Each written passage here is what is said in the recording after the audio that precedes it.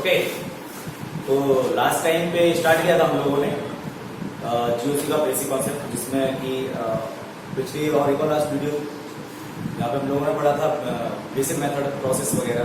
तो उसके बाद आए थे हम लोग केमिकल रिएक्शन पे। तो केमिकल रिएक्शन हम लोगों ने पढ़ा कि केमिकल रिएक्शन क्या होता है। उसमें सबसे पहले क्या होता है, पहले तो इलेक्ट्रॉन का डिस्प्लेसमेंट होता है, इलेक्ट्रॉन विस्थापित होते हैं। तो उसके बाद हम लोगों ने देखा कि उसके बाद बॉन्ड फ्यूजन होता है, यानी बंधों का टूटना, जो कि दो तरीके से मैंने बताया था, एक होमोलाइटिक, एक हेटेरोलाइटिक, यानी होमोजेनस बॉन्ड फ्यूजन, एक हेटेरोजेनस बॉन्ड फ्यूजन, यानी समांगी बंध विदलन और विषमांगी बंध विदलन। समांगी बंध विदलन होमोजेनस बॉन्ड फ्यूजन जब होता है तब फ्री रेडिकल बनाया था हम लोगों ने। जब हेटेरोजेनस बॉन्ड फ्यूजन होगा यानी विषमांगी बंध विदलन होगा तब आयन बनते हैं, जिनको कार्बोकैटायन या कार्बो एनाइन कहते हैं। क्लियर? ठीक। उसके बाद एक रिएजेंट आता है। रिएजेंट को इंटरमीडिएट जो बनते हैं, इंटरमीडिएट को आपस में रिएक्ट करवाता है। और रिएजेंट मैंने बताया था दो टाइप का होता है। रिएजेंट दो टाइप के होते हैं, एक इलेक्ट्रोफिलिक, एक न्यूक्लियोफिलिक, यानी एक इलेक्ट्रॉन स्नेही और एक नाभिक स्नेही। तो इलेक्ट्रॉन स्नेही कौन? जो इलेक्ट्रॉन से प्यार करते हैं, यानी ऑल पॉजिटिव, सभी धनायन इलेक्ट्रॉन स्नेही की तरह काम करते हैं। इलेक्ट्रॉन की कमी वाले एलिमेंट या फिर कंपाउंड भी इलेक्ट्रोफिलिक की तरह काम करते हैं, इलेक्ट्रॉन स्नेही की तरह काम करते हैं। ठीक है। और न्यूक्लियोफिलिक, नाभिक स्नेही। तो न्यूक्लियोफिलिक वो होते हैं जो पॉजिटिव को अट्रैक्ट करते हैं, जो पॉजिटिव पर अटैक करते हैं, जो पॉजिटिव पर, धनायन पर, कार्बोकैटायन पर आक्रमण करते हैं, उनको कहते हैं नाभिक स्नेही या न्यूक्लियोफिलिक। तो ऑल नेगेटिव, सभी ऋणायन, सभी नेगेटिव क्या होते हैं? न्यूक्लियोफिलिक होते हैं, नाभिक स्नेही होते हैं। जैसे कि मैंने तुमको बताया था सभी ऋणायन में जैसे रहता है हेलोजन एलिमेंट, हेलोजन आयंस, फिर उसके बाद मैंने बताया था OH आयन वगैरह वगैरह। तो मैंने एग्जाम्पल सब कुछ करवा दिए थे। फिर उसके बाद आते हैं कि इलेक्ट्रॉन डिस्प्लेसमेंट क्या था। तो इलेक्ट्रॉन का खिसकना, एक जगह से दूसरी जगह जाना, इलेक्ट्रॉन का डिस्प्लेसमेंट कहलाता है। इलेक्ट्रॉन के डिस्प्लेसमेंट में मैंने बताया थे इसमें काफी ज्यादा इफेक्ट पड़ते हैं, जैसे कि inductive effect, electromagnetic effect, mesomagnetic resonance effect और हाइपर कॉन्जुगेशन। समझ रहे? हाइपर कॉन्जुगेशन, इसको हिंदी में कहते हैं अतिसंयुग्मन, इसको हिंदी में कहते हैं प्रेरणक प्रभाव। तो इतने सारे इफेक्ट लगते हैं तब जाके इलेक्ट्रॉन का डिस्प्लेसमेंट होता है, तब जाके पता चलता है कि भाई इलेक्ट्रॉन कौन ले जाएगा, निकलने वाला ले जाएगा या उसी के पास रहेगा। जैसे कि यहाँ मैंने एक एग्जाम्पल और बताया था, ये X था और ये Y था। इन दोनों के बीच की जो बॉन्ड इलेक्ट्रॉन है, ये बॉन्डिंग इलेक्ट्रॉन इनको बोलते हैं, दोनों बंध में शामिल इलेक्ट्रॉन इनको बोला जाता था। अब इनके बंध, इनको हमको अलग अलग करना है, तो अलग अलग कैसे होगा? अलग अलग करना है तो अलग अलग करने के लिए इलेक्ट्रॉन का बंटवारा जरूरी होता है।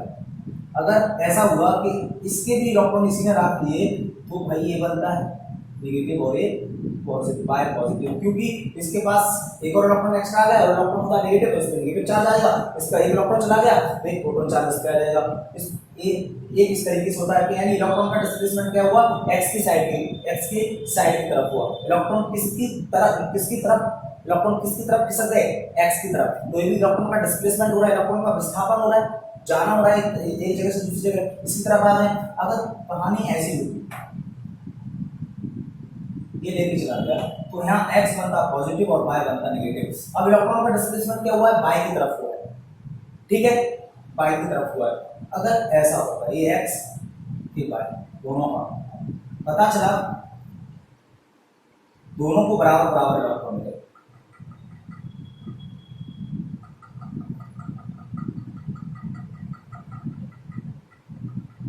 इलेक्ट्रॉन इसका, इलेक्ट्रॉन इसका। ठीक है, तो ये इलेक्ट्रॉन किसकी तरफ खिसकेंगे? इसकी तरफ या इसकी तरफ? किसकी तरफ खिसकेंगे या बराबर जाएंगे?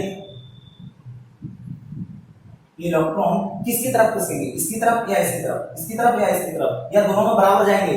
इस वाली बात को कौन फिक्स करता है? इस वाली बात को कौन निर्धारित करता है? भाई साहब ये चारों इफेक्ट, ये सभी इफेक्ट इस वाली बात को, इस इलेक्ट्रॉन के डिस्प्लेसमेंट को फिक्स करते हैं। इलेक्ट्रॉन के डिस्प्लेसमेंट को, इलेक्ट्रॉन का डिस्प्लेसमेंट करवाते हैं भाई साहब तुमको इधर जाना है या इधर जाना है। ये इसकी डायरेक्शन देते हैं।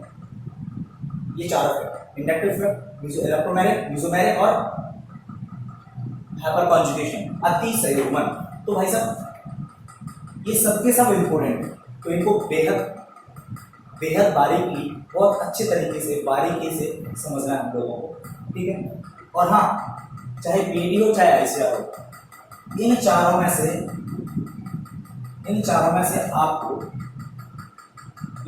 से आपको मिल जाएंगे तकरीबन 2 से 3 क्वेश्चन, इन चारों में से, इसलिए इतना ज्यादा है, ठीक है। तो इनको पूरी शिद्दत से पढ़ना है हम लोगों को। तो स्टार्ट करते हैं हम लोग इंडक्टिव इफेक्ट। क्या करना है? इंडक्टिव इफेक्ट स्टार्ट कर रहे हैं हम लोग, ओके।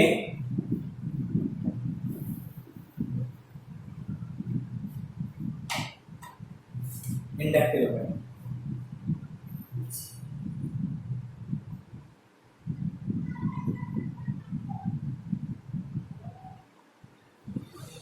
इसको हिंदी में कहते हैं प्रेरणा प्रभाव। कौन सा? प्रेरणा प्रभाव, प्रेरणक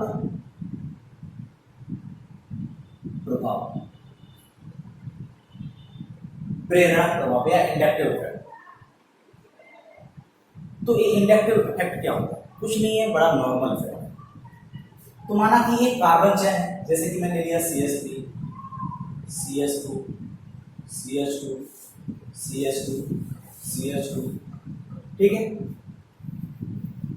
यहां कोई एलिमेंट लगा हुआ है, माना कि हेलोजन एलिमेंट X, हेलोजन तक 70 ग्रुप के एलिमेंट लगे हुए हैं,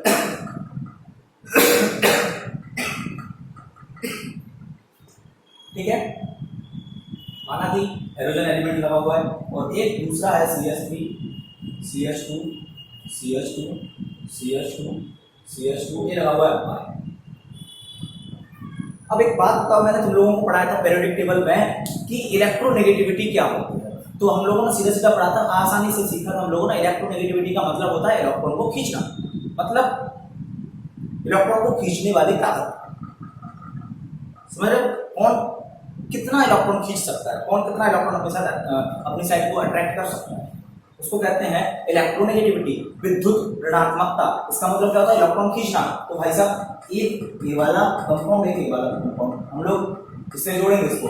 तो माना कि ये हेलोजन तत्व है और तुमको पता है पूरे पीरियोडिक टेबल में सबसे ज्यादा इलेक्ट्रोनेगेटिव एलिमेंट जो होते हैं वो होते हैं हेलोजन। सबसे ज्यादा विद्युत ऋणात्मक तत्व जो होते हैं वो कौन से होते हैं? हेलोजन। यानी सबसे ज्यादा इलेक्ट्रॉन खींचने की क्षमता जिसमें होती है वो होते हैं हेलोजन। तुम लोगों को पता है, ठीक है। ये हेलोजन जुड़ा हुआ है, यानी सीधा सीधा X यहां लिख देते हैं, electron attractive group, electron attracting group, electron Aakarshi समूह, आकर्षी समूह। और यहां ये बाय जो है इलेक्ट्रॉन रिपेल ग्रुप, बाय जो है इलेक्ट्रॉन प्रति कर्षी समूह। तो ये इलेक्ट्रॉन को प्रतिकर्षित करता है और इलेक्ट्रॉन को आकर्षित करता है। तो जरा देखो, ये X है, इसके भी इलेक्ट्रॉन रखे होंगे, इसके भी इलेक्ट्रॉन रखे होंगे, ठीक, इसके भी इलेक्ट्रॉन रखे होंगे, इसके भी। और ये बाय है, इसके भी इलेक्ट्रॉन बीच में रखे होंगे, इसके भी, दोनों, ठीक है। अब ये जो है इलेक्ट्रॉन को आकर्षित करता है, खींचता है अपनी साइड, यानी इलेक्ट्रोनेगेटिविटी ज्यादा है इसकी, विद्युत ऋणात्मकता ज्यादा है, तो इलेक्ट्रॉन को खींचेगा। तो इलेक्ट्रॉन को खींचेगा, जरा देखना इधर, इलेक्ट्रॉन को खींचेगा तो ये अपने इलेक्ट्रॉन के साथ साथ इस वाले जो बंध का एक और इलेक्ट्रॉन था, जो बॉन्ड का एक और इलेक्ट्रॉन था, ये जो है X, वो अपने इलेक्ट्रॉन के साथ साथ दूसरे सामने वाले एक और अपोजिट एटम का एक और परमाणु का इलेक्ट्रॉन अपनी साइड खींच लेगा, अपनी साइड क्या हो जाएगा? खींच लेगा। तो ये जो बॉन्ड का जो दृश्य जो दिख रहा है हम लोगों को, वो ऐसा होगा, वो अब ऐसा होगा। क्यों? क्योंकि इसने अपने इलेक्ट्रॉन के साथ साथ इसका इलेक्ट्रॉन भी खींच लिया। तो ये जो X है, जो इलेक्ट्रॉन अट्रैक्टिंग ग्रुप है, जो इलेक्ट्रॉन आकर्षी समूह को बॉन्ड के इलेक्ट्रॉन को अपनी साइड खींच लेगा, तो इस पर आ जाएगा माइनस। इस डेल्टा समूह कहते हैं, S नहीं है, डेल्टा है, डेल्टा। इसको पार्शियल के लिए लगाया जाता है, पार्शियल, आंशिक के लिए लगाया जाता है। पार्शियल फॉर्म के लिए लगाया जाता है, आंशिक रूप के लिए लगाया जाता है। तो इलेक्ट्रॉन को अपनी साइड खींच लेगा तो इसमें पार्शियली नेगेटिव आ जाएगा और इसमें पार्शियली पॉजिटिव क्या रहेगा, पार्शियली पॉजिटिव। अब धीरे धीरे इलेक्ट्रॉन खींचते जाएंगे, इधर से खींचेगा तो फिर ये इसके खींचेगा, ये इसके खींचेगा, इसमें पार्शियली पॉजिटिव, फिर ये इधर इसके खींच रहे हैं तो ये इधर इसके खींचेगा। ऐसे ऐसे फोर्थ कार्बन तक ये प्रभाव चल जाता है। तो ये जो इस पे इन पे जो पॉजिटिव आया है और इन पे जो इस पे जो नेगेटिव आया है वो किसकी वजह से है, इसकी वजह से, क्योंकि इसने बॉन्ड के इलेक्ट्रॉन अपनी साइड को अट्रैक्ट कर लिए, अपनी तरफ खींच लिए हैं, अपनी तरफ खींच लिए हैं, ध्यान देना, अपनी तरफ खींच लिए हैं तो इस पे नेगेटिव आ गया और इन सब पे इस पे इसका इलेक्ट्रॉन इधर जाएगा तो इसमें पॉजिटिव आएगा। तो इसका इलेक्ट्रॉन खींचा तो ये इसके खींचेगा तो इस पर आ गया, इसके इलेक्ट्रॉन खींचे तो इसके खींचेंगे इस पर आ गया, इसके इलेक्ट्रॉन खींचे तो इसके खींचेंगे इस पर आ गया। समझ? तो ऐसे जो चार्ज जरा देखना, इलेक्ट्रॉन आपस से समझ रहा है तो ये जो बीच का जो बॉन्ड है ना, समझ रहे हो ना, ये कांटे किसकी वजह से हो रहा है, इसकी वजह से, इलेक्ट्रॉन आकर्षी समूह की वजह से, इलेक्ट्रॉन अट्रैक्टिंग ग्रुप की वजह से। तो जब किसी कार्बनिक कंपाउंड में, जरा इसकी डेफिनेशन सुनना, जब किसी कार्बनिक कंपाउंड में इलेक्ट्रॉन अट्रैक्टिंग ग्रुप जुड़ा हो, इलेक्ट्रॉन आकर्षी समूह जुड़ा हो, तो उनके बीच का बॉन्ड, उनके बीच का बंध पोलर हो जाता है, ध्रुवीय हो जाता है। जरा देखो, हो रहा है ना, ध्रुवीय हो जाता है, ठीक है, ध्रुवीय हो जाता है। किसकी वजह से, इसकी वजह से, क्योंकि इसने इलेक्ट्रॉन खींच लिए। अब यहाँ आते लौट के, यहाँ आते हैं एक और पे, तो जरा देखो यहाँ ये इलेक्ट्रॉन प्रतिकर्षी मतलब इलेक्ट्रॉन को धक्का देगा, भाई जा मेरे घर से भाग, ये बोलेगा। तो यहाँ जरा देखो, इलेक्ट्रॉन को फेंक रहा है, इधर धक्का दे रहा है, तो ये वाले इलेक्ट्रॉन इधर खिसक जाएंगे, थोड़ा सा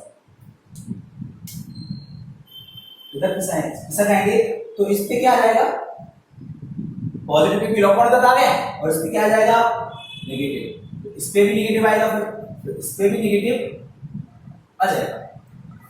तो अब पूरी की पूरी डेफिनेशन क्या होती है, जब किसी कार्बन एबी बॉन्ड ध्रुवीय, एबी बॉन्ड ना ध्रुवीय हो गया, इस पे पॉजिटिव आ गया, इस पे नेगेटिव आ गया, तो सीधा सीधा इसकी डेफिनेशन क्या बोलेंगे हम लोग, जब किसी कार्बन चेन में, जब किसी कार्बनिक कंपाउंड में इलेक्ट्रॉन अट्रैक्टिंग ग्रुप या इलेक्ट्रॉन रिपेलिंग ग्रुप या इलेक्ट्रॉन आकर्षी समूह या इलेक्ट्रॉन प्रतिकर्षी समूह जुड़ा हो, जब किसी कार्बन चेन में इलेक्ट्रॉन आकर्षी समूह या इलेक्ट्रॉन प्रतिकर्षी समूह, इलेक्ट्रॉन को अट्रैक्ट करने वाला ग्रुप, इलेक्ट्रॉन को रिपल्सन करने वाला ग्रुप जुड़ा हो, तो उनके बीच का बनने वाला जो बंध होता है, जो बॉन्ड होता है, वो पोलर हो जाता है, वो ध्रुवीय हो जाता है। समझ रहे हो?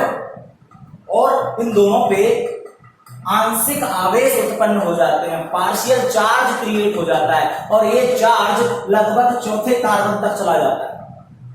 एक चार्ज लगभग चौथे कार्बन तक चला जाता है, तीसरे चौथे कार्बन तक चला जाता है, और आगे ये न्यूट्रल हो जाता है, शून्य हो जाता है, नगण्य हो जाता है, आगे नहीं जाएगा, आगे नहीं जाएगा। ये चार्ज जो होता है ना, पार्शियली चार्ज, जो आंशिक आवेश है, वो कौन से कार्बन तक ही रह पाता है, तीसरे या चौथे कार्बन तक, थर्ड या फोर्थ कार्बन तक ही ये चार्ज रह पाता है। समझ रहे? तो इसी को ही कहते हैं इंडक्टिव इफेक्ट। क्या कहते हैं? Inductive effect. समझ में आया? ठीक, इंडक्टिव इफेक्ट। तो इंडक्टिव इफेक्ट की डेफिनेशन बड़े प्यार से, जब किसी कार्बन चेन में इलेक्ट्रॉन आकर्षी समूह या इलेक्ट्रॉन प्रतिकर्षी समूह, इलेक्ट्रॉन अट्रैक्ट करने वाला ग्रुप या इलेक्ट्रॉन रिपल्सन करने वाला ग्रुप जुड़ा हो, तो उनके बीच का बनने वाला जो बॉन्ड होता है वो पोलर हो जाता है, ध्रुवीय हो जाता है। क्लियर? ओके, इसी को ही इंडक्टिव इफेक्ट कहते हैं। ठीक है, क्या हो गया? Inductive effect. अब इंडक्टिव इफेक्ट जो होते हैं ना, अब यहां जरा देखते हैं इंडक्टिव इफेक्ट। मैं दोबारा से बनाने वाला हूं। फिर CH3 लिया था मैंने, फिर CH2, फिर CH2, फिर CH2, फिर यहां मैंने X जोड़ दिया। ठीक है, X जोड़ दिया। इंडक्टिव इफेक्ट के बारे में एक और जानकारी, तो इनके बीच का जो बॉन्ड था इलेक्ट्रॉन,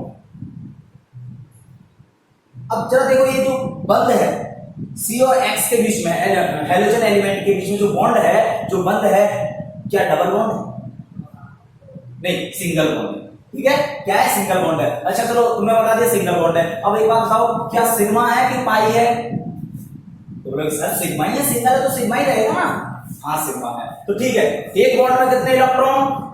2 इलेक्ट्रॉन होते हैं इसका एक इसका। और एक सिग्मा बॉन्ड में कितने इलेक्ट्रॉन? अरे एक सिग्मा बॉन्ड में, एक बॉन्ड में 2, तो एक सिग्मा बॉन्ड, एक बॉन्ड में कितने इलेक्ट्रॉन होते हैं? एक बॉन्ड में 2 इलेक्ट्रॉन होते हैं। तो सिग्मा बॉन्ड में कितने? 2 इलेक्ट्रॉन। ये सिग्मा बॉन्ड है तो एक इलेक्ट्रॉन इसका और एक इलेक्ट्रॉन इसका। तो ऐसे इलेक्ट्रॉन जो सिग्मा बॉन्ड बनाते हैं, ऐसे इलेक्ट्रॉन जो क्या बनाते हैं, सिग्मा बॉन्ड, उनको सिग्मा इलेक्ट्रॉन कहते हैं। मैंने बताया था पहले, ऐसे इलेक्ट्रॉन जो सिग्मा बॉन्ड बनाते हैं उनको सिग्मा इलेक्ट्रॉन कहते हैं। तो ये कैसा बॉन्ड है? ये सिग्मा बॉन्ड है। तो इसमें इन्वॉल्व जो इलेक्ट्रॉन है वो कौन से इलेक्ट्रॉन होंगे? Sigma electron. ठीक है, तो एक बात बताइए, ये जो इलेक्ट्रॉन अपनी साइड खींच रहा है, इलेक्ट्रॉन खींच रहा है अपनी साइड, हाँ खींच रहे हैं इधर, तो कौन से इलेक्ट्रॉन खींच रहे हैं? पाई इलेक्ट्रॉन या सिग्मा इलेक्ट्रॉन? तो बोलेंगे यार सर काहे तो मजाक कर रहे हो, सिग्मा इलेक्ट्रॉन ही तो खींचेंगे, क्योंकि सिग्मा बॉन्ड है और सिग्मा बॉन्ड में कौन से इलेक्ट्रॉन रहते हैं? Sigma electron. तो खींचेंगे कौन से इलेक्ट्रॉन? Sigma electron. समझ रहे हो? तो इंडक्टिव इफेक्ट यहाँ भी अगर ऐसा होता, ये मैंने बाय वाला मामला लिया था, तो इधर इलेक्ट्रॉन को इधर फेंक रहा था, वो इधर फेंक रहा था, तो इसमें ये कौन से इलेक्ट्रॉन को प्रतिकर्षित कर रहा है, ये कौन से इलेक्ट्रॉन को रिपल्सिव कर रहा है? सिग्मा इलेक्ट्रॉन का करेगा ना।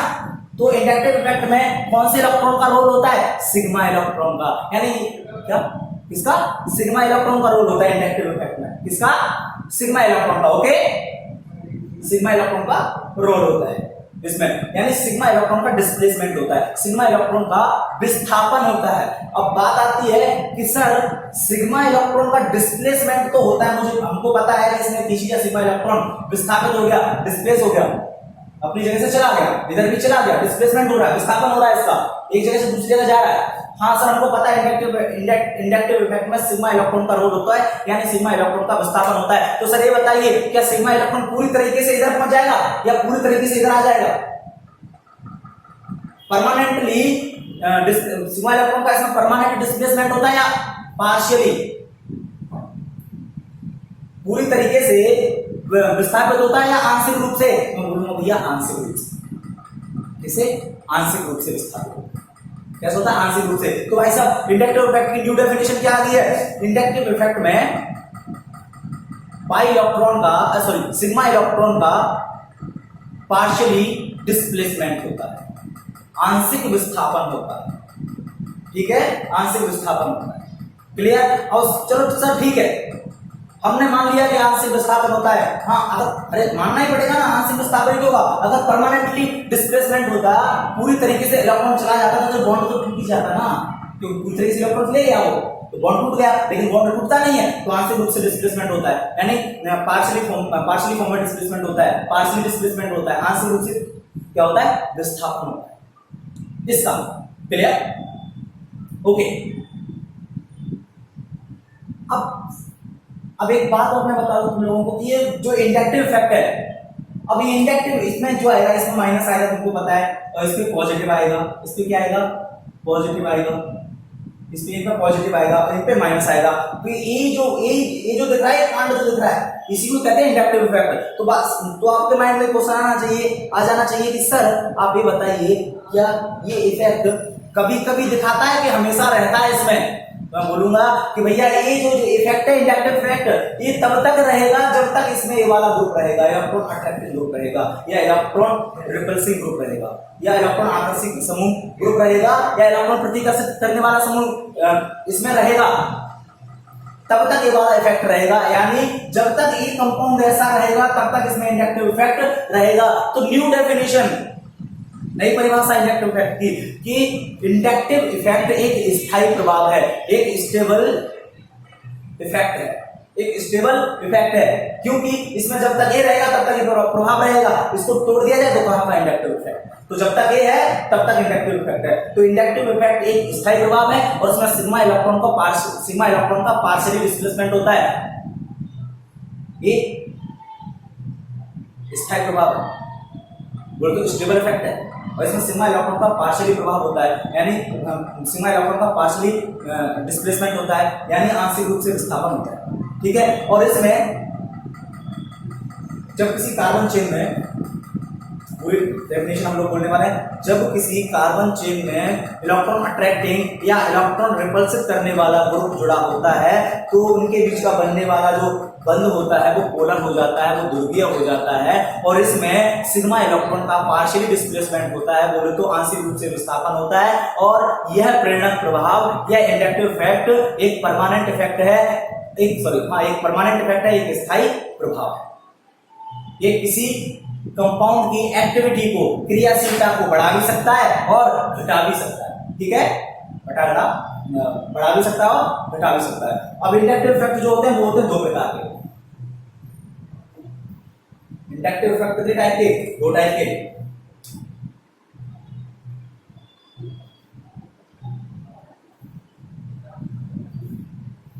माइनस आई प्रभाव, माइनस आई प्लस आई। माइनस आई क्यों? इंडक्टिव है ना, तो आई इंडक्टिव प्लस, तो minus inductive effect plus inductive effect, minus प्रेरक प्रभाव और प्लस प्रेरक प्रभाव, तो माइनस आई और प्लस है। तो माइनस आई क्या होता है? सेम टू सेम कहानी मैंने पहले बताया था, ये मैंने ले लिए CH3 CH2 CH2 CH2 CH2 X X X क्या है यहां? इलेक्ट्रॉन अट्रैक्टिंग ग्रुप, इलेक्ट्रॉन आकर्षित समूह,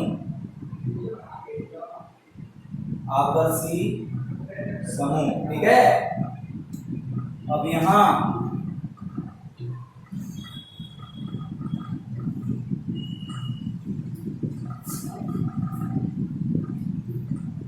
बाय है इलेक्ट्रॉन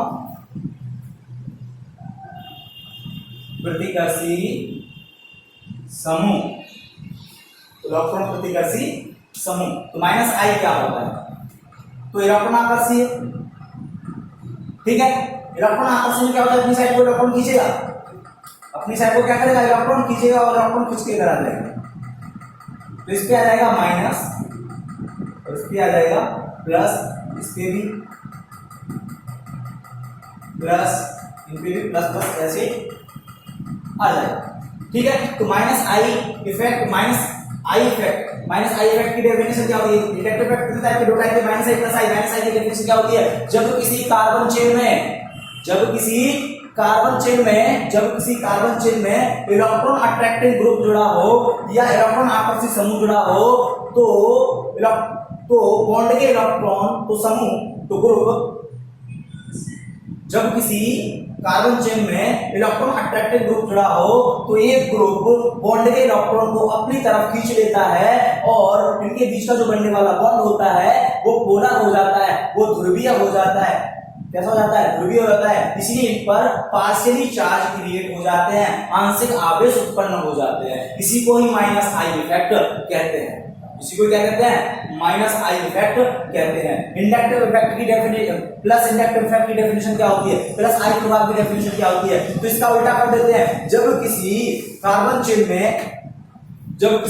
चेन में इलेक्ट्रॉन प्रतिकर्षित करने वाला समूह जुड़ा हो, इलेक्ट्रॉन रिपल्सन ग्रुप जुड़ा हो, तो ये बॉन्ड के इलेक्ट्रॉन को अपने एक ग्रुप बॉन्ड के इलेक्ट्रॉन को रिपल्सित करेगा, प्रतिकर्षित करेगा, अपने से दूर करेगा। तो इस कारण उनके बीच का बनने वाला बॉन्ड पोलर हो जाता है और उन पे चार्ज क्रिएट हो जाते हैं। एक बात तो जब चार्ज क्रिएट हो जाते हैं, ठीक है। अब एक बात बताइए, ये इलेक्ट्रॉन को अपने से दूर कर रहा है, उस पर क्या आना चाहिए? प्लस आना चाहिए और इन पर माइनस आना चाहिए, तो माइनस आना चाहिए। तो ऐसे ऐसे यहाँ तक चार्ज आ जाएगा और चौथे या 3 कार्बन पर ये शून्य हो जाएगा, नगण्य हो जाएगा, समझ लो, न्यूट्रल हो जाएगा। ठीक है, अब बात आती है सर डेफिनेशन तो हमको पता है, अब बात बताइए सर ऐसे कौन कौन से ग्रुप हैं, ऐसे कौन कौन से ग्रुप हैं जो इस वाले इफेक्ट को शो करते हैं। तो भैया मैं कुछ ही ग्रुप लिखाऊंगा, तो देखो, तो ऐसे इलेक्ट्रॉन को अट्रैक्ट कौन करेगा? पहली बात तो ये सोचिए, इलेक्ट्रॉन को अट्रैक्ट कौन करेगा? तो इलेक्ट्रॉन को अट्रैक्ट कौन करेगा? इलेक्ट्रॉन को अट्रैक्ट कौन करेगा? जिनके पास इलेक्ट्रॉन की कमी होगी, वही तो इलेक्ट्रॉन को अट्रैक्ट करेंगे, है ना। हाँ, तो आई इलेक्ट्रॉन की कमी, तो पहला एग्जाम्पल,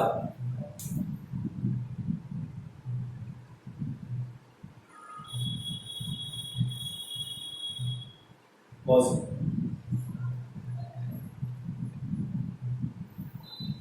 ठीक है।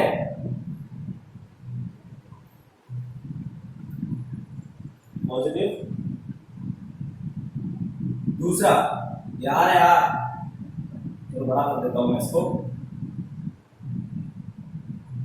दूसरा,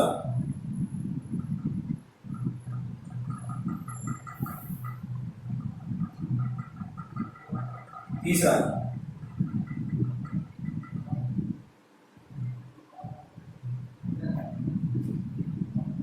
चौथा,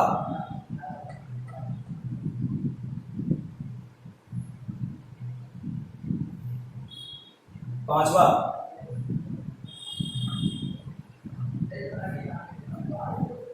छठवा, फिर है हेलोजन। हेलोजन, हेलोजन में कौन? Fluorine, chlorine, bromine, iodine, halogen. उसके बाद है OH,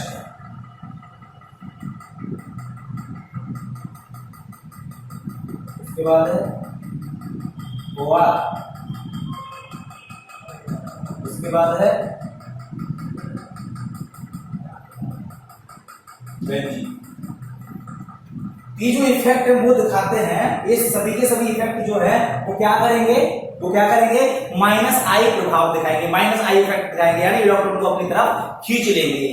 तो अब बात आती है, सर एक बात बताइए, अगर कहीं क्वेश्चन में पूछ लिया गया कि इनमें से कौन सबसे ज्यादा माइनस आई दिखाएगा, कौन सबसे ज्यादा नेगेटिव इंडक्टिव इफेक्ट दिखाएगा, कौन सबसे ज्यादा ऋणात्मक प्रेरक प्रभाव दिखाएगा, तो हम तो हमारी तो स्थिति हो जाएगी, हम तो निपट लेंगे। तो कौन दिखाएगा सबसे ज्यादा? तो भाई साहब उनके बीच में ऑर्डर ये है, सबसे ज्यादा दिखाएगा ये, उससे कम ए,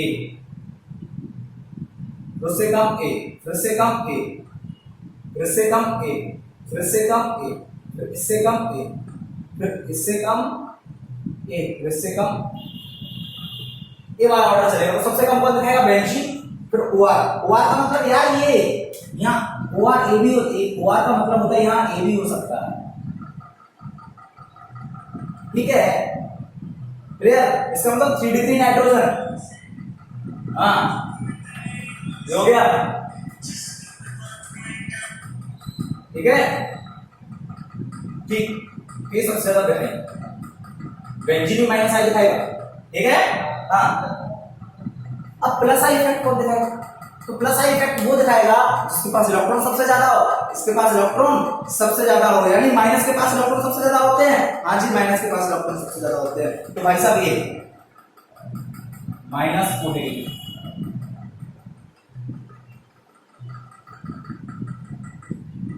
माइनस होने के लिए है ये, माइनस होने के लिए सबसे ज्यादा दिखाएगा, तो दिखाएगा 3 डिग्री, तो दिखाएगा ये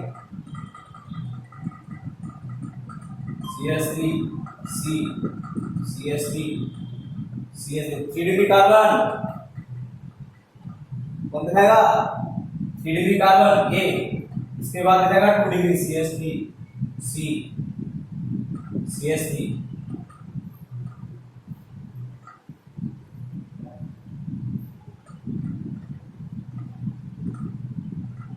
ये 2 डिग्री है, 2 डिग्री देखो 3 डिग्री या 3 कार्बन से जुड़ा हुआ है, 2 डिग्री या 2 कार्बन से जुड़ा हुआ है, फिर दिखाएगा CH3, CH2, फिर दिखाएगा CH2, ठीक है, ठीक है, ओके। ये सब दिखाएगी 1 डिग्री, 2 डिग्री, 3 डिग्री, तो ये प्लस आई इफेक्ट दिखाते हैं और ये माइनस आई प्रभाव दिखाते हैं, ठीक है। और इनमें कौन सबसे ज्यादा दिखाएगा? तो इनका ऑर्डर यही होता है, ठीक। तो इंडक्टिव इफेक्ट तुमको पता है, ये सब होता है, जल्दी से स्क्रीनशॉट लो, जल्दी से या नोट डाउन करो, क्लियर, जल्दी ले लिए,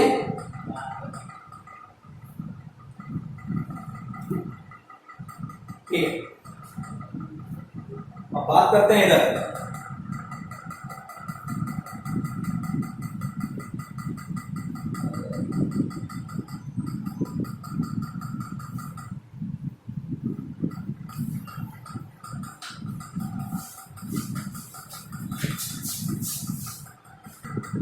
तो स्टार्ट करते हैं हम लोग applications of inductive effect. Applications of inductive effect, प्रेरणा प्रभाव के अनुप्रयोग, मतलब कहां कहां ये इफेक्ट काम करेगा।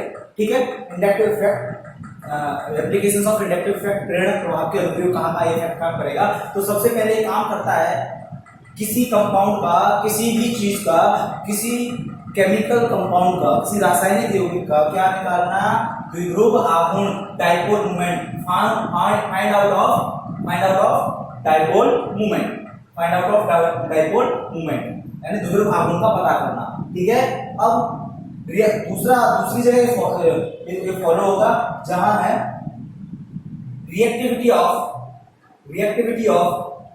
ऑफ एल्किल हैलाइड, यानी हैलाइड की क्रियाशीलता। हैलाइड बोले तो ये है CH3Cl, ये है मिथाइल क्लोराइड, इसको बोले ये एक टाइप का एल्किल हैलाइड है। इनकी क्रियाशीलता पे पता करेंगे भाई कौन ज्यादा क्रियाशील होगा, रिएक्टिविटी ऑफ एल्किल हैलाइड। दूसरा आएगा acidic strength of carboxylic acid, दूसरी जगह कहां फॉलो होगा, acidic strength of carboxylic acid, यानी कार्बोक्सिलिक अम्ल की क्रियाशीलता, यानी इसकी क्रियाशीलता, ये वाले इसकी क्रियाशीलता, sorry acidic strength of carboxylic, यानी कार्बोक्सिलिक समूह की अम्लीय प्रबलता, यानी कौन ज्यादा अम्लीय होगा, किसी को कौन अम्लीय कौन क्षारीय। और दूसरा है बेसिक स्ट्रेंथ ऑफ एमीन्स, यानी एमीन की क्षारीय प्रबलता, यानी एमीन क्षारीय होता है, कहां क्षारीय, कौन सा एमीन कम क्षारीय है, कौन सा एमीन कम ज्यादा क्षारीय है, कौन सा एमीन कम बेसिक है या ज्यादा बेसिक है, ये डिपेंड करता है, ये फिक्स करता है। ये है inductive effect of dipole, applications of inductive effect, प्रेरक प्रभाव के अनुप्रयोग। तो सबसे पहले find out of dipole moment, यानी चलो देखते हैं हम लोग भैया, इसको करते हैं सबसे पहले find out of dipole moment. दूसरा है रिएक्टिविटी ऑफ एल्किल हैलाइड, तीसरा है acidic strength of carboxylic acid, चौथा है बेसिक स्ट्रेंथ ऑफ एमीन्स। सबसे पहले इसका पता करते हैं ये कैसे निकालते हैं। तो इसके लिए सबसे पहले देखना है डाइपोल मोमेंट को म्यू से रिप्रेजेंट करते हैं, तो mu directly proportional to minus I, जहां माइनस आई इफेक्ट ज्यादा होगा उसी का कार्बोक्सिलिक, उसी का डाइपोल मोमेंट द्विध्रुव आघूर्ण ज्यादा होगा। जरा देखते हैं, एक यहाँ है CH3F, एक यहाँ है CH3Cl, एक यहाँ है CH3Br, एक यहाँ है CH3I। ठीक है, ओके। अब इसमें देखना डाइपोल, इनका डाइपोल मोमेंट कैसे पता करेंगे। तो सीधा सीधा हमारे पास ये वाला फॉर्मूला है कि dipole moment directly proportional to minus I effect. तो भाई साहब माइनस आई इफेक्ट क्या, माइनस आई इफेक्ट कौन कौन दर्शाता है, इनमें हैलोजन भी माइनस आई इफेक्ट दर्शाते हैं, हाँ भाई दर्शाते हैं। तो जहां हैलोजन होगा वहां माइनस आई इफेक्ट होगा, हाँ।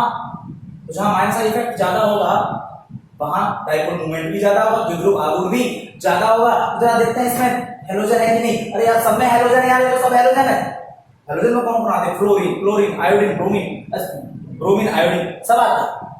ये तो सबके सब हैलोजन है। तो अच्छा, तो हैलोजन सबके सब क्या है, हैलोजन। तो अब देखना है कि हैलोजन में माइनस आई इफेक्ट कौन सबसे ज्यादा दर्शाएगा। तो हैलोजन में माइनस आई इफेक्ट कितना दर्शाएगा,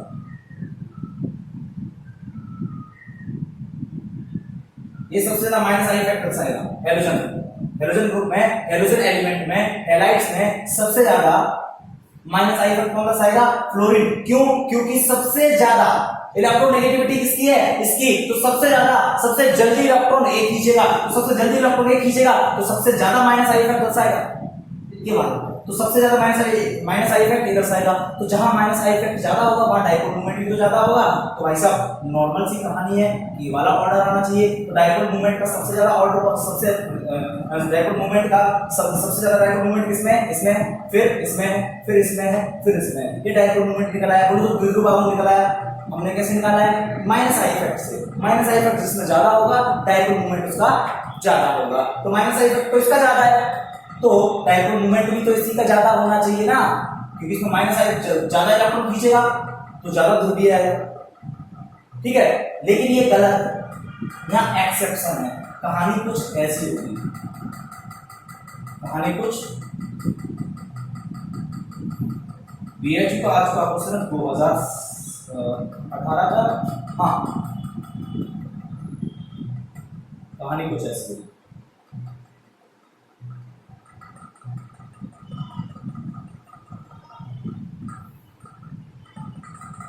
कहानी बनी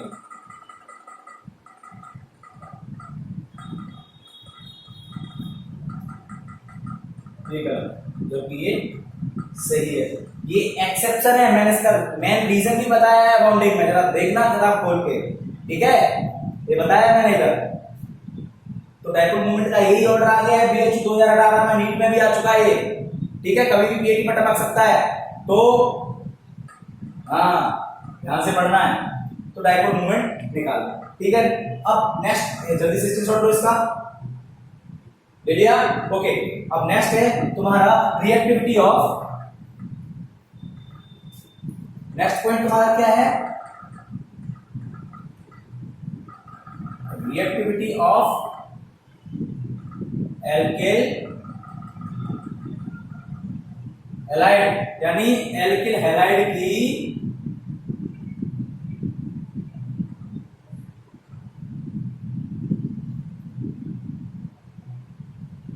क्रियाशीलता।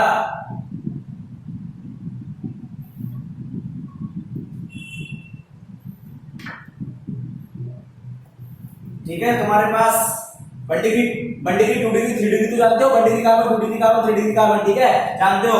तो ये ले लिया मैंने CH3Cl, एक एल्किल हैलाइड मैंने ले लिया, यानी क्या ले लिया, मिथाइल क्लोराइड ले लिया। अब दूसरा ले लिया मैंने यहाँ,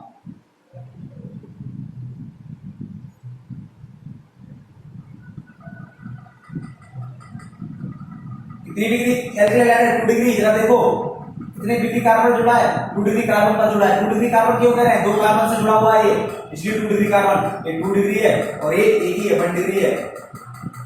ठीक है, अगर मैं इसको ऐसे लिखूं तो इसको ऊपर पकड़ूं और ऐसे घुमाऊं से, तो क्या होगा, कुछ नहीं होगा, घुमा दो सर, और यहाँ Cl करो। ठीक, 2 डिग्री है।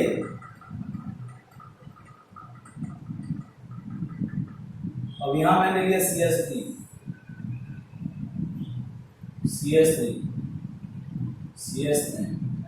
Cl, ये 3 डिग्री। ठीक है, तो इनकी रिएक्टिविटी, तो सबसे पहला फंडा है यहाँ सिंपल सा, समझ में आ रहा है बच्चों, सिंपल सा फंडा है यहाँ कि यहाँ इनकी reactivity directly proportional to plus I. Alkyl halide की रिएक्टिविटी याद करने की भी जरूरत नहीं पड़ेगी, थोड़ा सा माइंड लगाओ तो। ठीक है, अभी लगवा रहा हूं, ठीक, लॉजिक। हाँ, इधर जरा देखो, इनमें से कौन जल्दी रिएक्शन करेगा, यानी रिएक्शन करने का मतलब क्या है, कौन जल्दी Cl को मुक्त करेगा, कौन जल्दी क्लोरीन को, क्लोराइड आयन को रिलीज करेगा। यानी क्यों, इसमें रिएक्टिविटी से क्या मतलब है, क्लोराइड आयन के रिलीज से, यानी रिएक्टिविटी से मतलब समझना है ना। तो जरा देखो, अगर क्लोराइड आयन रिलीज नहीं होगा, क्लोराइड आयन बाहर नहीं निकलेगा, तो क्या बंध टूटेगा, पुराना बंध टूटेगा, नहीं टूटेगा। और पुराना बंध नहीं टूटेगा तो रिएक्शन हो पाएगी, नहीं हो पाएगी। तो रिएक्शन, किसी से रिएक्शन करने के लिए ओल्ड बॉन्ड का स्प्लिट, ओल्ड बॉन्ड का टूटना जरूरी है, पुराने बंधों का टूटना जरूरी है। तो हमको देखना है इनमें से कौन जल्दी अपने क्लोरीन को बाहर निकालेगा। तो भाई साहब ठीक है, देखते हैं। प्लस ये CS3 कौन सा है, प्लस आई दर्शाता है, CS3 मैंने बताया था, पीछे याद करो, प्लस आई इफेक्ट दर्शाता है, CS3 प्लस आई इफेक्ट का मतलब इलेक्ट्रॉन को रिपल्सिव करना, तो इलेक्ट्रॉन को रिपल्सिव करेंगे, हाँ भाई ये इलेक्ट्रॉन को रिपल्सिव करेगा, ये इलेक्ट्रॉन को क्या करेगा, रिपल्सिव करेगा इधर, ठीक, इसके पास इलेक्ट्रॉन पहुंचेंगे। अब यहाँ इलेक्ट्रॉन को देने वाला, रिपल्सिव करने वाले कितने हैं, 2 हैं, ज्यादा हैं, और यहाँ तो भाई कितने हैं, 3। तो एक बात बताओ, बीच वाले कार्बन, इसमें से कौन से कार्बन पर इलेक्ट्रॉन सबसे ज्यादा हो जाएंगे, 3 डिग्री वाले पे, 2 डिग्री वाले पे कि 1 डिग्री वाले पे, तो जाहिर सी बात है यहाँ 3 कार्बन, यहाँ 3 प्लस आई इफेक्ट जुड़े हुए हैं, 3 CS3 जुड़े हुए हैं, 3 ऐसे ग्रुप हैं जो इलेक्ट्रॉन दे रहे हैं उसको, इलेक्ट्रॉन दे रहे हैं इसको, ठीक है, इलेक्ट्रॉन दे रहे हैं। और यहाँ कितने दे रहे हैं, 2, यहाँ 2 इलेक्ट्रॉन दे रहे हैं, यहाँ कितना, 1 इलेक्ट्रॉन दे रहे हैं, तो 1 इलेक्ट्रॉन देगा तो वो निकल जाएगा इलेक्ट्रॉन लेके, ठीक है। और यहाँ तो 2 दे रहे हैं तो और जल्दी निकलेगा, और यहाँ तो 3 दे रहे हैं तो क्लोरीन और जल्दी निकल जाएगा। तो भाई साहब क्लोरीन कहाँ से जल्दी निकलेगा, यहाँ से जल्दी निकलेगा। यहाँ से क्यों निकलेगा, अरे सर यहाँ से क्यों निकलेगा, यहाँ से इसलिए जल्दी निकलेगा क्योंकि यहाँ प्लस आई इफेक्ट वाला समूह कितना है, 1, और जबकि यहाँ कितने हैं, 3 है, इसीलिए ये प्लस आई जो है ना अपने इलेक्ट्रॉन को भेज रहे हैं उधर, जाओ जाओ, इस पे इलेक्ट्रॉन पहुंच जाएंगे और आसानी से इलेक्ट्रॉन को जिम में रखेगा और निकल देगा। और यहाँ 2 है, निकलेगा तो है, लेकिन थोड़े आराम से निकलेगा क्योंकि यहाँ इलेक्ट्रॉन देने वाले थोड़े कम है, और यहाँ बहुत देर से निकलेगा क्योंकि यहाँ इलेक्ट्रॉन देने वाला केवल अकेला है। तो कहाँ ज्यादा इलेक्ट्रॉन मिल रहा है क्लोराइड को, यहाँ, और यहाँ से इलेक्ट्रॉन उठाएगा और आसानी से Cl आयन के फॉर्म में निकल लेगा, ठीक है। तो रिएक्टिविटी ऑफ एल्किल हैलाइड की क्रियाशीलता कौन बढ़ाता है, प्लस आई इफेक्ट। तो भाई साहब 3 डिग्री एल्किल हैलाइड ज्यादा क्रियाशील होते हैं, ठीक है, reactivity of alkyl halide, clear, okay, समझ में आया ना।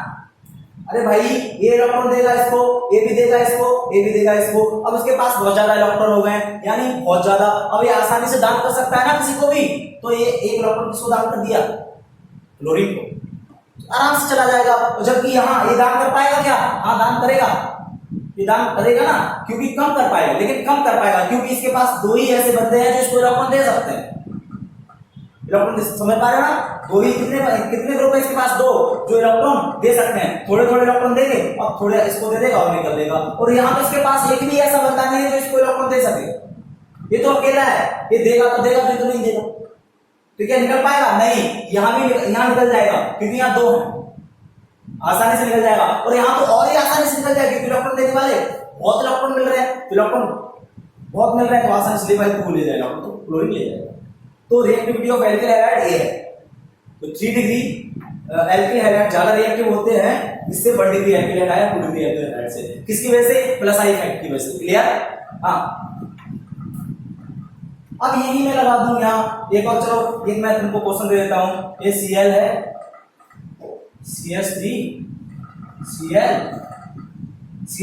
अब मैं पूछ रहा हूं ये A है और ये B है, इनमें से किसकी रिएक्टिविटी सबसे ज्यादा है, इनमें से किसकी क्रियाशीलता सबसे ज्यादा है, तुम लोगों को मैं पूछ रहा हूं, जल्दी बताओ।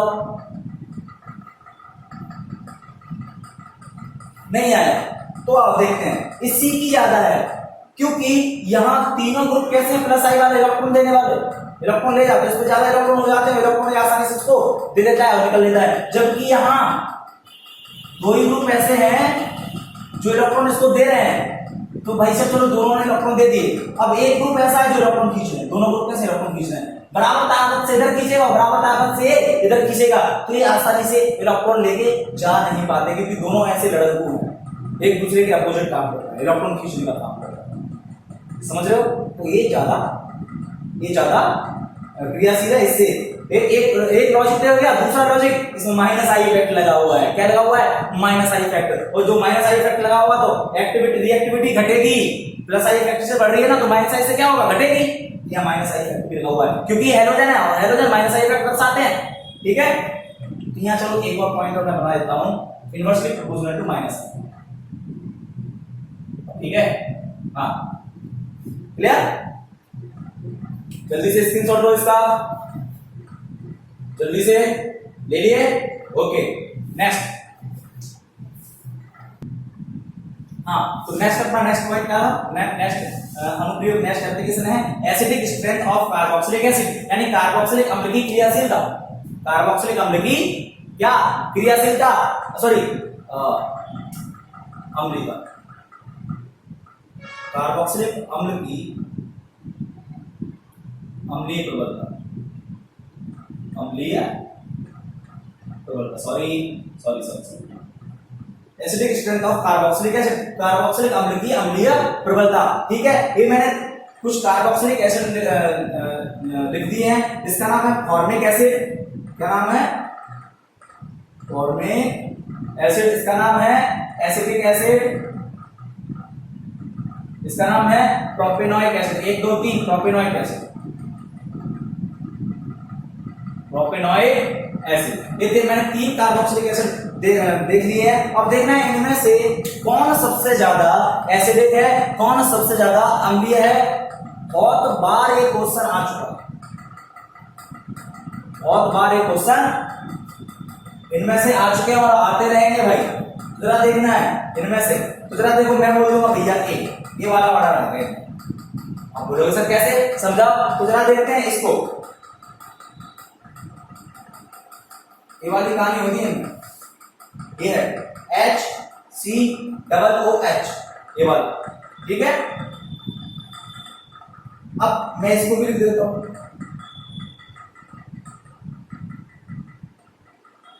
इसको भी लिख देता हूं।